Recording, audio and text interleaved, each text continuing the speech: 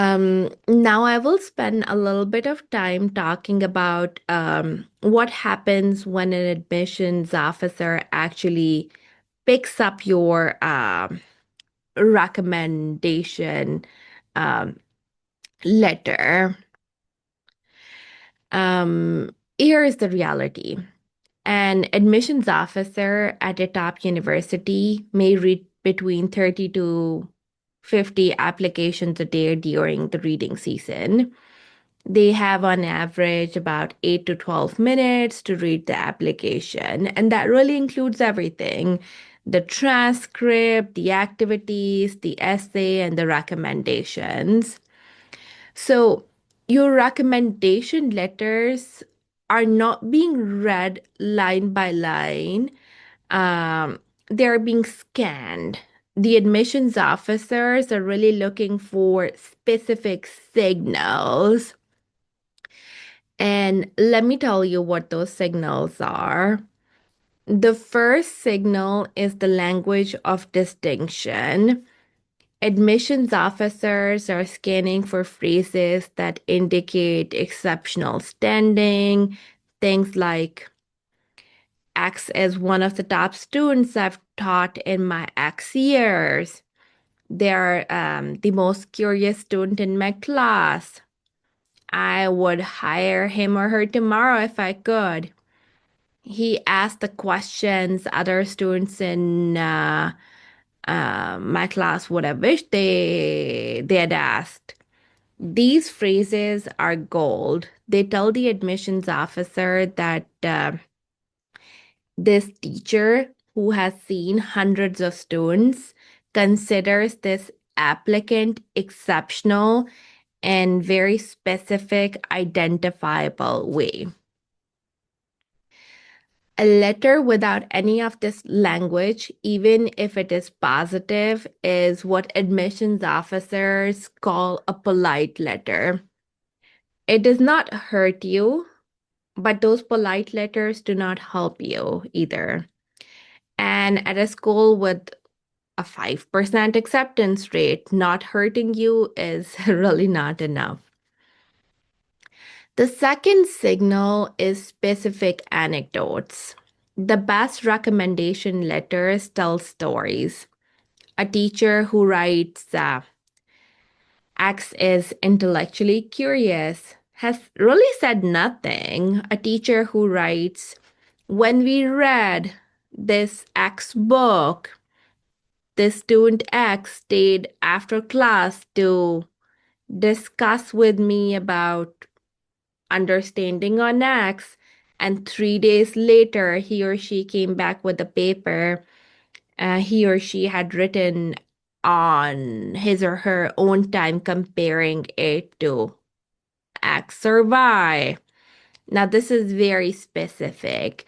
This is the kind of detail admissions officers remember when they're deciding on who to admit. The third signal is intellectual character. Top universities are not just looking for hardworking students, they're looking for thinkers. Letters that describe how a student engages with ideas, um, how they challenge um, their peers, how they connect concepts across disciplines, how they push back on the ideas discussed or have a respectful dialogue are far stronger than letters that emphasize work ethic. He or she works hard is not good enough. He or she thinks differently from his or her peers in a way that I've rarely seen is an A plus kind of a letter. It shows intellectual character. The fourth signal, which is very important, is growth. Admissions officers love to see a teacher describe a student's arc over time. The student who came in shy and became a class leader, the student who struggled with calculus in the fall and was teaching his or her peers by spring. Growth is really, really important. It shows resilience and capacity. It really shows that this is a student who will really keep developing in college. The fifth signal, and this is a critical one, is what the teacher chooses to leave out. Admissions officers read carefully, not for what is really said. I mean, not just for what is really said, but for what is absent as well. If a teacher writes a letter that praises a student's work ethic, but never mentions intellectual curiosity, the admissions officers would actually notice that. If a counselor writes about a student's grades, but never really about their character, the admissions officers would notice that as well. Silence, in a way, is information for admissions officers as well. And the goal of your recommendation strategy is to really ensure the silences in your letters do not undermine the story you're trying to tell. Now I'm going to spend some time talking about something that not really a lot of people tell you about recommendation letters. The letter is not really written in November of your senior year or October of your senior year or September. The the letter is written across your sophomore and junior years in every classroom interaction, every office hour you visit, every essay you turned in. The asking is the easy part. The hard part is being a student worth writing about. So, if you're a parent watching this, or even a student watching this who's currently a sophomore or junior, please listen to this section very carefully. The students who get the best recommendation letters are the ones who built real, sustained relationships with at least 2 to 3 teachers before they ever needed to ask. Not, and that's very, very important. What does this actually look like? Let me give you some specific. It looks like going to office hours.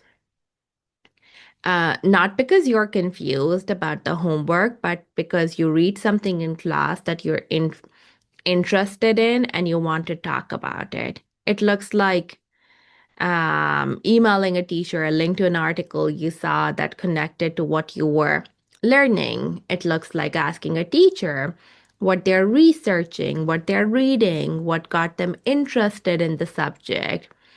It could look like writing a final paper that is genuinely your own thinking, not just using class notes. It looks like staying after class for 5 minutes to ask a follow-up question. I worked with a student last year, and for our purposes here, I will call her A, who got into Princeton. Her English teacher's letter was extraordinary. The reason was simple. For 2 years, A had been bringing that teacher books she had finished with notes in the margins, asking what the teacher thought. The teacher knew A's mind. She knew how A would read, how A argued, what A cared about. When she wrote the letter, she could write about the time A came in to argue about X, or a time A left a copy of X essay on her desk with a note attached. That letter sounded like a real human being talking about another real human being that she knew very well. And this is something that the admissions officers really crave about. Now compare that to a different student I worked with. I'll call him B. He had a 1560 SAT and a 4.0. He applied to all the IVs, and unfortunately, he got into none of them. When I read his application later, his teacher recommendations were the real problem. They said, I mean, obviously, we were not able to see them, but he had not really given a cover letter to those teachers, or those teachers did not really know him very well. And and primarily after discussion, and even prior, we saw that he just go to the class, do the work, would get the grade, and would just leave, and did not really develop a good relationship with teachers over time. And there was nothing really for the teachers to say there. And that was a big problem, although that student certainly passed the academic review. But I mean, there were other problems to the application as well. But one big problem was that there were no anecdotes to really share with the teachers, or things that teacher could really talk about. So here's the homework I want every sophomore and junior listening and to take seriously. By the end of the school year, identify 2 teachers, ideally one humanities and one STEM, who you want to know you, and then actually let them know you. Go to office hours, bring up ideas in class, send them articles, be a real intellectual presence in their classroom. Do it because it makes you a better student. Of course, not just for the letter, but know that the letter is being written slowly every single day.